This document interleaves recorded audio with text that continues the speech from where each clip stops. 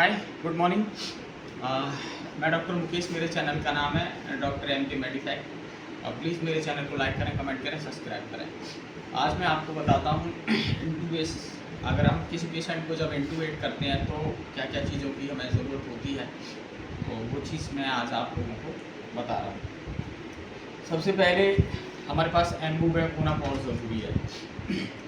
जब भी हम किसी पेशेंट को इंटूबेट करेंगे तो इंटूबेशन से पहले हमें पेशेंट, जैसे ये मॉनिटर है तो इस मॉनिटर में जब हम पेशेंट को लेंगे तो सारे वाइटल ये मॉनिटर पे शो करेंगे। तो पेशेंट इंटूबेट जब किया जाता है जब उसकी ऑक्सीजन फॉल कर रही हो,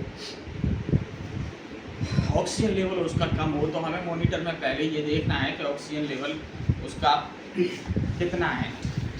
तो ऑक्सीजन लेवल जब फॉल होता है तो किसी न किसी कारण की वजह से ऑक्सीजन लेवल फॉल होता है। बंदा अपने आप से जब सांस नहीं ले पा रहा होता है, अपने आप से जब वो सांस नहीं लेता तो उस पीरियड में उस पेशेंट को इंटूबेट किया जाता है। तो सबसे पहले हमें अगर हम किसी पेशेंट को इंटूबेट कर रहे हैं तो सबसे पहले हमें क्या करना है, उस पेशेंट को एम्बू करना है।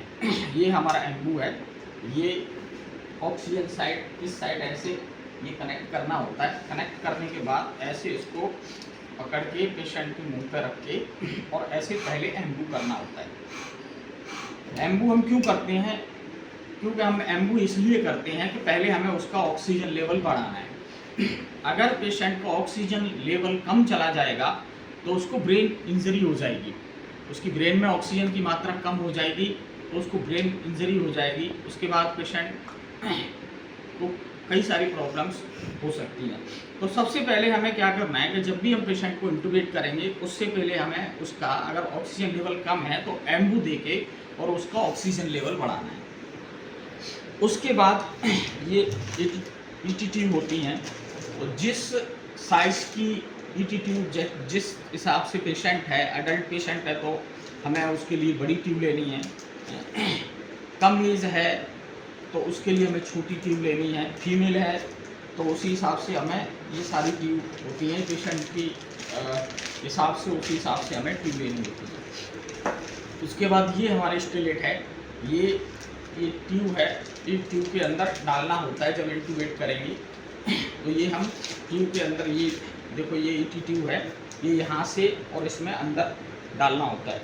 ये हम इसलिए डालते हैं कि जब हम पेशेंट को इंटूबेट करते हैं तो ट्रकिया काफ़ी अंदर होता है तो ठीक से वो दिखाई नहीं देता, और दिखाई नहीं देता है तो फिर जब हम ट्यूब डालते हैं तो कई बार क्या होता है कि ट्यूब इधर उधर मुड़ जाती है और वो ट्रकिया में नहीं जाती। तो अगर हम स्टेलेट ट्यूब में अंदर डालेंगे तो उससे हमारी ट्यूब क्या है कि आराम से आसानी से ट्रकिया में चली जाएगी, मुड़ेगी नहीं। तो ये होता है स्टेलेट। उसके बाद आता है हमारा लेरेंजोस्कोप, जिससे हम पेशेंट को इंटूबेट करते हैं। ये होता है लेरेंजोस्कोप, ये इस तरीके से अलग होता है, ये इसका ब्लेड है और ये हैंडल है। इसको हम ऐसे पकड़ते हैं और इसको इस तरीके से लगा देते हैं। इस तरीके से लगाने के बाद ये हमारा लेरेंजोस्कोप चालू हो गया। इसमें ये लाइट दिख रही है, ये हमें मुंह के अंदर जो ट्रकिया होता है वो दिखाती है। जब भी हम इंटूबेट करते हैं तो हमें क्या है कि ये हमेशा उल्टे हाथ से लेरेंजोस्कोप पकड़ना होता है और राइट हैंड से ये जो हमारी ट्यूब है ये मुंह में अंदर डालनी होती है। ये होता है इंटूबेट करने का तरीका। उसके बाद जब हम पेशेंट को इंटूबेट कर देंगे तो ये लेरेंजोस्कोप इस तरीके से ब्लेड खोल के और ये अलग रखना होता है, क्लीन करके और रखना होता है। अगर इसको हम ऐसे ही चालू छोड़ देंगे तो इसका क्या है कि ये इसमें बल्ब लगा हुआ है, लाइट जल रही है तो ये सेल खा जाएगा, तो हमारे लेरेंजोस्कोप की सेल जल्दी ख़त्म हो जाएंगी। तो इसलिए हमेशा इसको लगा के नहीं रखते, खोल के रखा जाता है।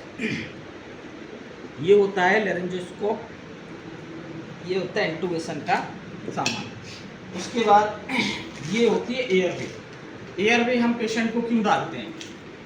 पेशेंट को हम एयरवे इसलिए डालते हैं कि जो हमने ये ईटी ट्यूब मुंह में अगर पेशेंट के डाली है तो पेशेंट जैसे ही कॉन्शियस होगा तो वो ट्यूब को चबाने लग जाएगा, और ट्यूब को चबाएगा पेशेंट तो फिर उसके बाद ट्यूब खराब हो जाएगी और पेशेंट वेंटिलेट नहीं होगा।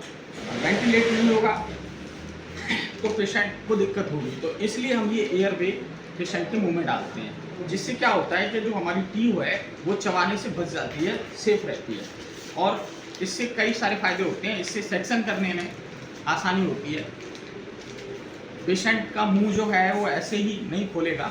तो अगर हम एयर वे को पेशेंट के मुंह में डाल देंगे तो इससे हम, इसमें देखो ये ऊपर छेद है, तो इससे हम इजीली पेशेंट का सेक्शन कर सकते हैं। तो ये होती हैं इंटूबेशन करने का सामान। देखो हर तरीके की स्टिलेट होती हैं, सारे नंबरों की स्टिलेट होती हैं, ये छोटी भी हैं बड़ी भी हैं, जिस हिसाब से पेशेंट होता है उसी हिसाब से ये स्टिलेट होती हैं और उसी साइज से ट्यूब होती हैं। 1 नंबर 2 नंबर ये सारे नंबरों की ट्यूब यूज होती हैं जब हम पेशेंट को इंटूबेट करते हैं। उसके बाद कई बार हमें ट्रकिया नहीं दिखता और ट्यूब अंदर नहीं जाती है, तो ये होती है भुर्जी, इसे कहते हैं भुर्जी। इसके जरिए हम पेशेंट को आसानी से इजीली इंटूबेट कर सकते हैं। हम क्या करते हैं कि सबसे पहले अगर हमें ट्रकिया नहीं दिख रहा है और हमारी ट्यूब नहीं जा रही तो हम भुर्जी को डाल देते हैं। ये थोड़ी पतली होती है तो ये आसानी से पेशेंट के ट्रकिया में चली जाती है। और ये जब हम डाल देंगे इसके बाद इसके ऊपर से हम ट्यूब को, हमारी जो ईटी ट्यूब होती है वो इसके ऊपर से ट्यूब को ट्रकिया में डाल देंगे।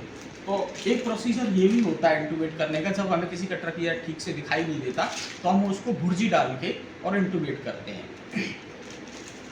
आज के लिए इतना ही। नेक्स्ट वीडियो मैं फिर किसी टॉपिक पे लेके और बताऊंगा।